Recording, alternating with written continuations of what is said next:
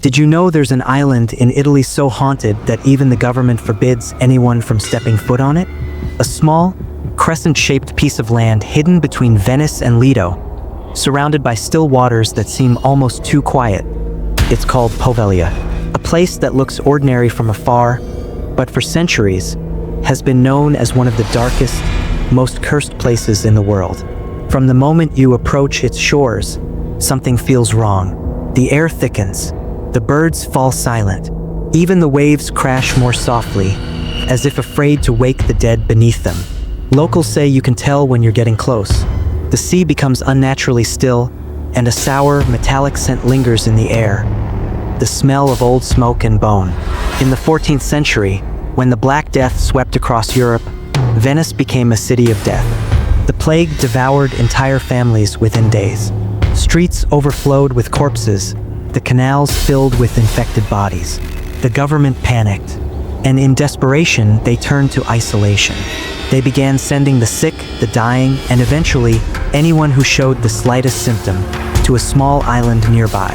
That island was Poveglia. What started as quarantine quickly became something far worse. The ships arrived daily, filled with coughing, fevered souls. Mothers clutched their children. Priests begged for mercy. Soldiers dragged people screaming onto the shore. There were no doctors, no medicine, no hope, only fire. The infected were piled into massive pits and burned alive to stop the spread. Flames painted the night sky blood red. The screams of the dying mixed with the wind and echoed back across the water to Venice. Some say even the priests refused to give last rites there, fearing their prayers wouldn't reach heaven. For years, it went on. Tens of thousands, then hundreds of thousands. Men, women, children, all turned to ash, their bones mixing with the soil. To this day, archaeologists claim that 50% of Poveglia's ground is made of human remains.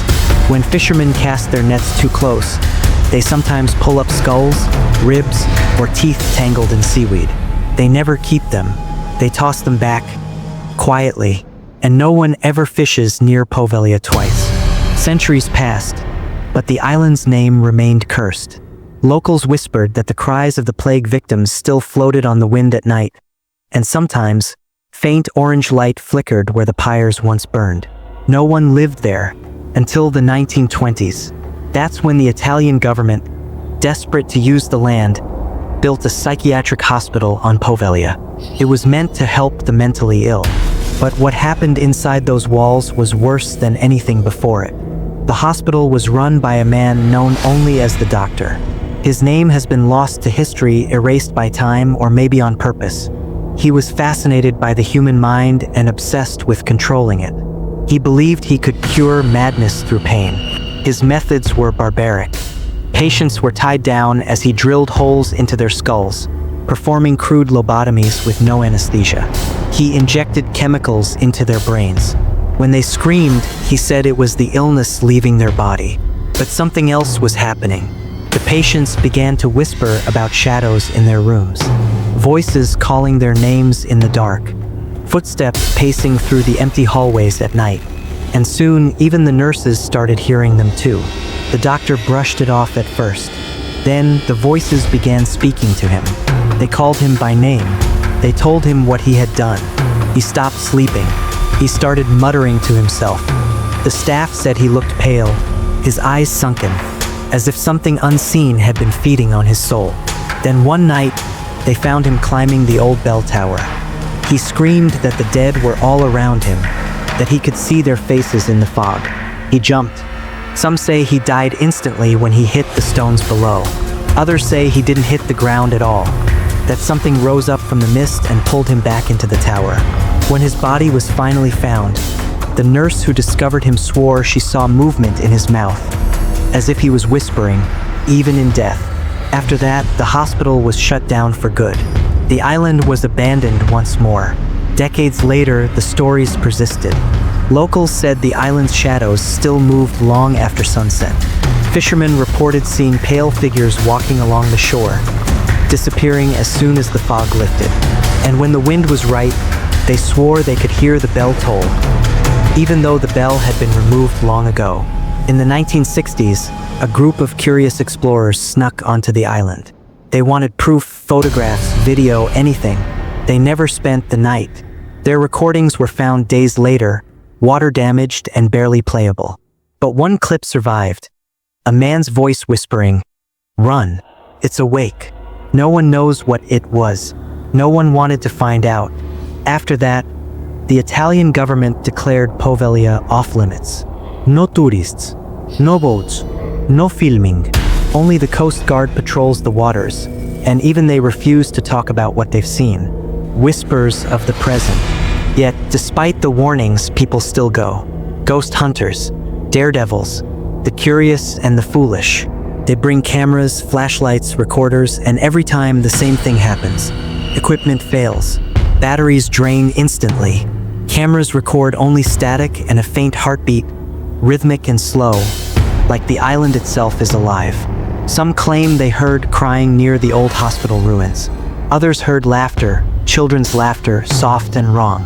And a few said they saw a figure standing in the bell tower, staring down at them, just watching. When they blinked, it was gone. Venetians know better. They never speak the island's name out loud. Fishermen who sail too close turn their boats around immediately, whispering prayers under their breath. And when the fog rolls in from that direction, families close their windows and light candles. Today, Poveglia is silent, but not dead. Beneath the weeds, beneath the crumbling hospital, beneath the soil made of ash and bone, something still stirs. They say at night the island breathes. The fog moves like a living thing, curling around the ruins like fingers. Sometimes voices rise from the earth, faint at first, then louder, like 100 people whispering at once. Some in Italian, some in Latin, some in screams too raw to belong to any language at all. Locals say those are the souls who never left. The plague victims, the patients, the doctor who tried to silence them. And when the moonlight hits just right, the bell tower glows faintly. Even though the bell has long been gone, they say that's the moment the island remembers. The moment it calls out. The moment the screams begin again. So if you ever find yourself in Venice, and you see a patch of fog drifting where it shouldn't be, turn away. Don't look too long. Don't listen, because some islands were never meant to be found. Poveglia sleeps beneath the tide, but sometimes when the wind is still, it remembers every soul it ever swallowed. And if you listen closely enough, you might just hear them calling your name. If this story sent chills down your spine, don't wander off just yet. Hit subscribe to step deeper into the shadows with us. Tap like if you survived the silence of Poveglia. And tell us in the comments, would you dare set foot on the island of the dead? This is Silent Night Lens, where every night has a story that doesn't sleep.